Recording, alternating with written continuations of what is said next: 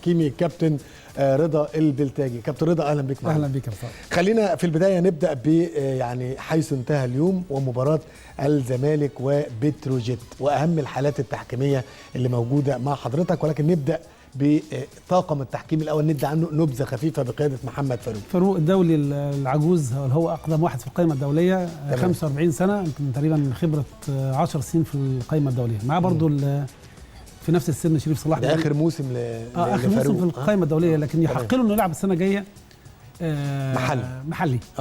واللجنه الحكام الحق انها تمد له زي ما هي عايزه. كابتن محمود عثمان لعب لغايه سن 55 سنه، فده ايام ما كان التحكيم اعتزال التحكيم في سن ال 50. تمام. دلوقتي سن 45، لكن فاروق ممكن تمد له السنه الجايه.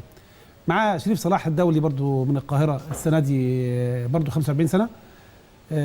قبليه احمد ابو العلا برضو في نفس السن، هو الحكم المساعد الاول. لا، او اصغر، احمد ابو العلا اصغر منه شويه. والحكم الرابع نادر قمر الدوله. الحقيقه الوقت عندنا يمكن مش هيسعفنا كتير، فسريعا حالات الزمالك نبدا من حيث انتهى اليوم. اللي حالات النهارده. نشوف الحاله الاولى عندنا في اول وليد سليمان، هنشوف مع حضرتك. اتفضل. الحاله الاولى شفنا ده انذار. تمام.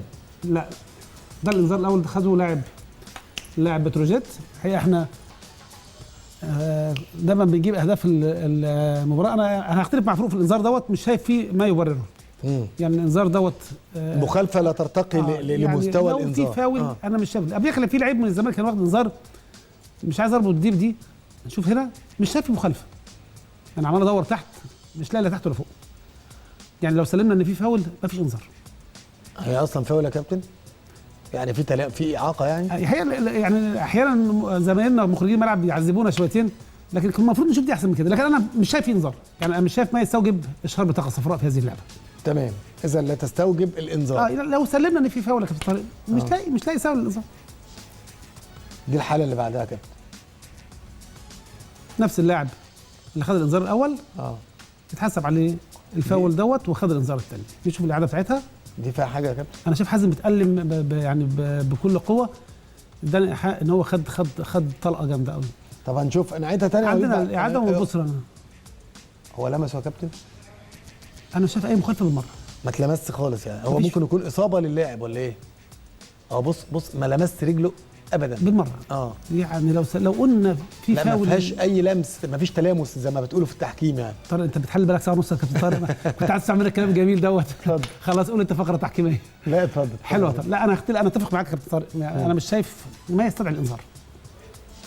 الجميل ان اللعيب دوت طبعا هو طرد تقريبا بعد 25 دقيقه من الزمن الشوط الاول.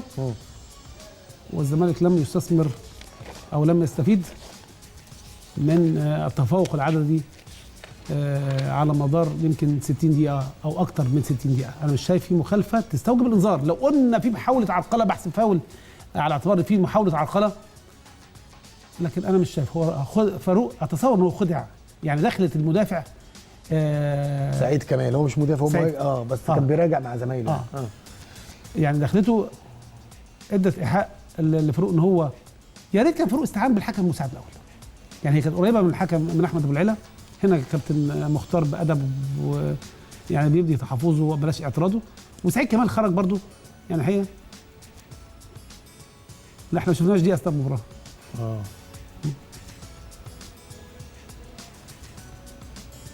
لا هو برضو كده وحش، يعني وان كان خرج يعني هو على الخط احنا شفناه ما عملش حاجه، لكن من وجهه نظري هو ظلم في البطاقه الحمراء. يعني شايف ان الطرد كان قاسي على اللعيبه، سواء في الانذار الاول او في الانذار الثاني. تمام. هنا في فاول صحيح. ده عبد الشافي. لا هنا لا محتسب فاول بالمره. انا شايف ان دي احق الانذار. واللعيبه نفسها طلعت الكره للخارج، ليها اعاده اللعبه. شوف راح فين. لا لازم ياخد انذار. يعني هنا المهاجمه بالشكل ده ياخد انذار. هو ما اتحسبش فاول بالمره. ده حتى بص يا كابتن طارق، ارجع لنا وليد لو سمحت. هو حاول بيهاجم برجل اليمين ويشوف الشمال بقى بتعمل ايه. شوف القدم الشمال كمان بالشمال بتحاول، يعني هو مصر. لا حسب فاول ولا خد انذار. اختلف مع محمد فاروق. وبرده انا شايف كان هنا جاب تدخل شويه من شريف صلاح العجوز المخضرم، بس شريف قال لك يلا خلاص هو حر. هنا احتسبت ركله حره مباشره. الكره اتعملت من ركنيه، حارس مرمى طبعا لما عرف ان الكره وقعت من ايده وغلطته نام في الارض، لكن انا مش شايف فيه مخالفه. الحكم صفر وادى فاول لحارس المرمى، ادينا وقعت. الحكم قدامه وشاف عنده زاويه رؤيه رائعه كويسه من ما بين ايديه، وقعت ميله خلاص. كمان نكمل، ما مسكش الكره، المهاجم بيلعب الكره. انا بقول ان فاروق كان محظوظ، الكره دي لم تسفر عن هدف، ما مسكش حاجه. دومينيك لعب الكره من حظ فاروق ان الكره دي علت العارضه لم تسفر عن هدف. هو استأنف بركله حره مباشره، ادى فاول على مهاجم الزمالك، مهاجم الزمالك ما عملش اي مخالفه. يعني انا مش شايف فيه مخالفه. عايزين نسمع، عايزين اللعب يستمر في مثل هذه المواقف. انا مش شايف فيه مخالفه. هنا بيشاور اقف يا وليد. بيصفر بركله حره مباشره فاول للانقاذ لحارس المرمى. مش شايف فيه مخالفه. وقعت من اول مره خلاص، والتاني مره ما مسكهاش. انا عاقبت المهاجم عشان بيحاول يلعب الكره.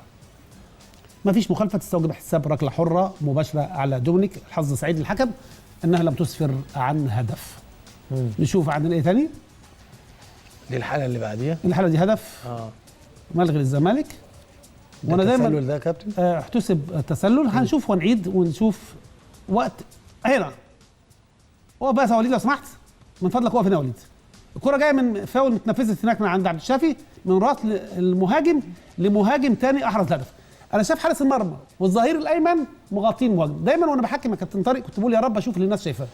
الحقيقه النهارده وبرضه وانا بحلل النهارده وانا قاعد في الكنترول ما حدش من اللي قاعدين شاركني في رايي. يعني كلهم قالوا قرار صحيح وقرار تسلل. حتى مذيع المباراه كابتن المعلق المباراه كابتن رامي اشاد جدا بالحكم والحكم مساعد في اللعبه دي، وقال واضحه جدا. انا شايف ان هذا هدف صحيح. يعني انت راي حضرتك انه هدف صحيح؟ لا ارجع كمان يا وليد، ارجع تاني يا وليد، ارجع يا وليد كده. ادي وقت التلقي. بص حارس المرمى وبص للظهير الايمن. انا شايف لو بصيت للقدم اليسرى لمهاجم الزمالك اللي هو احرز الهدف واحتسب عليه تسلل، شايفها تكاد تكون اقرب لخط السته. ان لم يكن على خط واحد مع حارس المرمى يبقى هو حتى في خلفه. انا شايف ان الهدف ده صحيح وليس هناك تسلل. كده الزمالك دي مره ثانيه في اسبوعين. الزمالك الاسبوع اللي فات برضه اتلغى له هدف صحيح في مباراه المنيا. حظه هنا الحكم اشار باستمرار اللعب، ده قرار صحيح وصائب، مفيش مخالفه. عايزين بقى نوحد قراراتنا هنا يا كابتن طارق. الكره اصطدمت بايد المدافع مسافه قريبه، قرار صحيح وليس هناك مخالفه. ما لحقش، يعني هو ما لحقش، مسافه قريبه جدا. عايزين نوحد بقى قراراتنا في مثل هذه المواقف. مش عايزين وحكم يحسب والاخر ما يحسبش. جاي بواجه ما عندوش سبب ان هو يلعب الكره بالايد، مسافه قريبه جدا. يلا يا وليد نشوف اللي بعديها.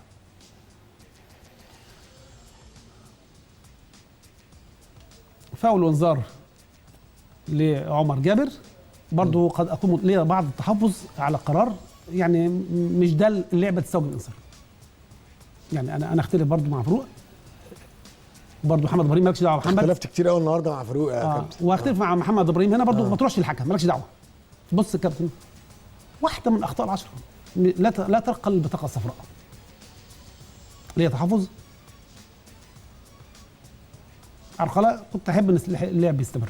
مفيش تعمد خالص، يعني ده احتكاك بالكوره. فاول بتهور باهمال. يعني مش يعني صراع اتعرقل فيه شبه مشروع على الكوره.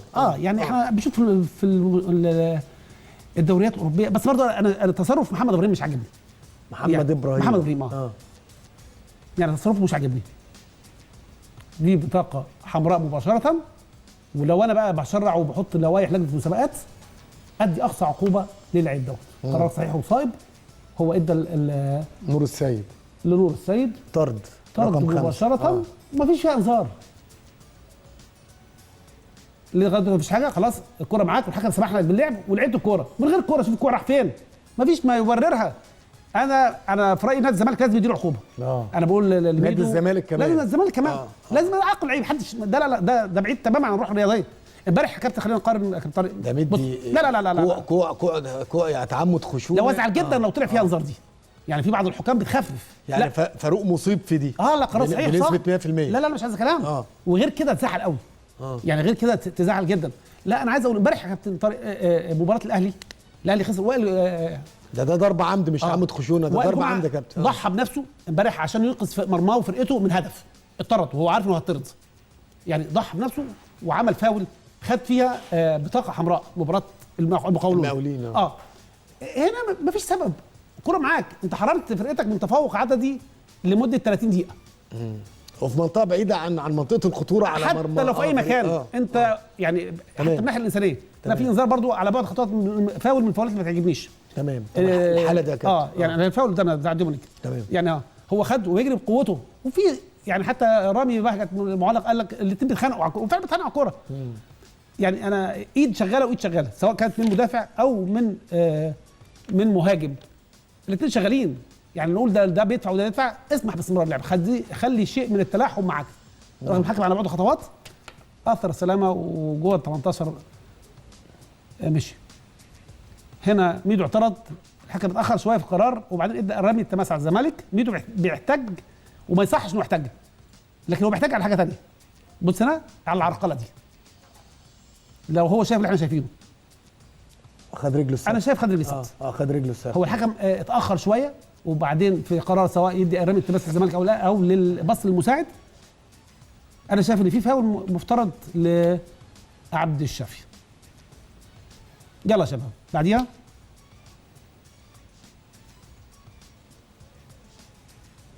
ركله الجزاء نجح بذكاء دومينيك، حط المدافع في ظهره في الموقف دوت. مدافع اللي طلعت بشيء من الاهمال، ركله حره مباشره، قرار صحيح وصعب. اهمال ووضوح يعني. هو ذكي، جري خد ظهره. المدافع هنا لازم يكون اكثر حرصا، اي لمسه هنا دي توقع المهاجم. ده دفع اللوم يعني. للمدافع، قرار صحيح بركله الجزاء، والحكم كان على بعد خطوات، والتنفيذ شفنا تنفيذ صحيح وهدوء اعصاب من محمد ابراهيم. وعندنا الاعاده الجانبيه توضح انه لم يكن هناك اي مخالفه سواء من المدافعين او من المهاجمين. ده هدف الزمالك الثاني. ادي احنا عايزين نشوف الزاويه دي في تنفيذ ركله الجزاء، نشوف تحفظ من شريف صلاح جميل، عليه دور مهم. تمام. ممكن جدا تدخل وتخرج ما تشوفهاش، ما ينفعش ان انا نقف بتراخي. جميل حكم، والحكم المساعد واقف على قريب من الخط متحفز. اللعب استأنف، لازم هنا فاول ولازم انذار. هو ادى تحت فرصه، متفقين معاه، لكن مع اول توقف ارجع للبطاقه الصفراء.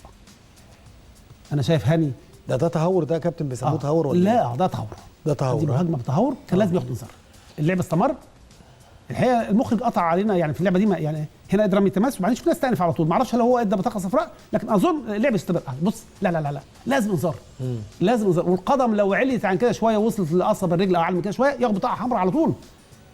دي ما تفوتش، لازم اديله انذار. انت جميلك سمح باستمرار اللعب على اعتبار ان في اتاحه فرصه، كان ممكن تسفر عن هدف لنادي بتروجيت، لكن مع اول توقف المفروض ارجع للعيب المخطئ واديله البطاقه سواء كانت صفراء او بطاقه حمراء. الحاله اللي قدامنا كانت تستوجب. تمام. يعني محمد فاروق في الميزان ياخد كام من 10؟ يعني ليه عتاب بحياديه؟ ادي 7 من 10. 7 من 10. تمام. طيب خلينا نتحول للمباراه. اذا محمد فاروق 7 من 10 النهارده، ونتحول